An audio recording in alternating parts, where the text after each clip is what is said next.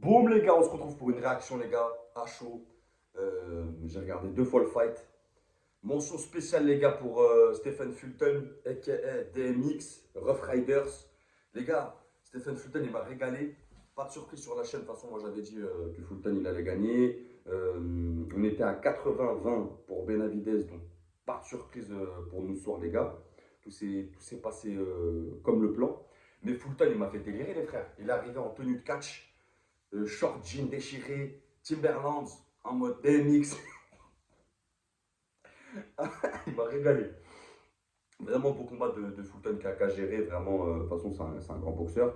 Mais maintenant, on va parler de Benavidez vite fait, les gars. On va pas faire une vidéo trop longue, hein, c'est une petite réaction à chaud vite fait. Beau combat, vraiment.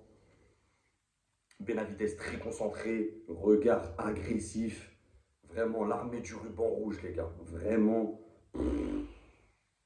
Morel un peu. J'avais dit dans ma vidéo analyse des pronos que celui qui allait reculer le premier, ça allait pas être bon. Ça s'est avéré que c'est Morel qui est directement reculé lors du premier round. Bon, après, bien sûr, des fois il avance et tout ça, mais on a bien vu que voilà, le rouleau compresseur de Benavidez, dès qu'il commence à enclencher, c'est fini.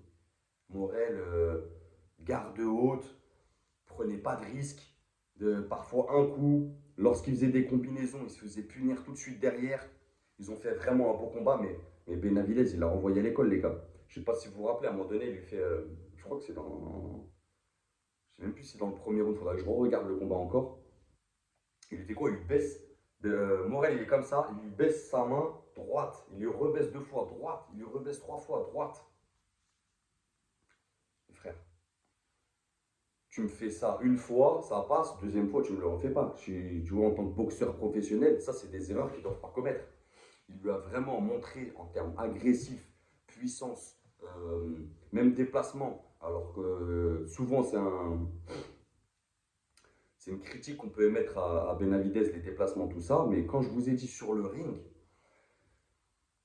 il a un travail de cadrage. Il n'a pas besoin d'exceller dans les déplacements. C'est vraiment un rouleau compresseur, les frappes au corps. Je ne sais même pas combien. En fait, le débit et le volume qu'il propose, c'est incroyable. Vraiment, c'est incroyable. Morel, il a fait un beau combat, les gars. Rien à dire. Après, j'entends là, revanche. Non, faut pas abuser. Il a fait un beau combat, mais voilà, faut pas abuser. Je pense qu'il a des étapes à faire un peu, Morel. C'est un très bon boxeur. Mais voilà, Benavidez, il lui a montré qu'il était vraiment au-dessus, qu'il n'y avait rien à voir. À la rigueur, Benavidez. Après, il est touché. Alors, on va parler du 11e round, où il est touché. Alors, c'est plus une perte d'équilibre qu'une touche. Même si ça reste une touche, il perd l'équilibre sur un coup. Mais bon, il n'est pas sonné. Derrière, il revient, il finit fort le round. Il finit vraiment fort le round. Après, il y a cette faute. On va pas la relever du coup de Morel après le gong. Bah, ça arrive en boxe des fois. Tu es dans l'échange. T'as pas les oreilles de Piccolo. Frérot, tu peux pas tout entendre. Donc bon, voilà, après c'était un coup appuyé, mais bon, c'est de bonne guerre, on va dire. Voilà, Benavidez, il n'était pas trop atteint, donc voilà. Et il a fait le combat, à chaque fois qu'il accélérait Benavidez, il touchait, variation. Il m'a surpris sur son jab, alors que Benavidez, c'est pas quelqu'un qui vraiment a un jab. C'est pas un jab de Richard Chennichins, par exemple, c'est pas un jab de Crawford. C'est vraiment un jab. Euh, c'est pas vraiment quelqu'un qui excelle dans son jab. Donc là, le voir faire des jabs comme ça, à la touche, prendre de vitesse Morel, c'est incroyable. Il va même me charrier sur les déplacements avec le Ali Shuffle. Il fait le show. Pour moi, rien à dire. Pour moi, Benavidez, les gars, largement au-dessus. Vraiment largement. Morel, bien sûr, il prend quelques rounds, mais.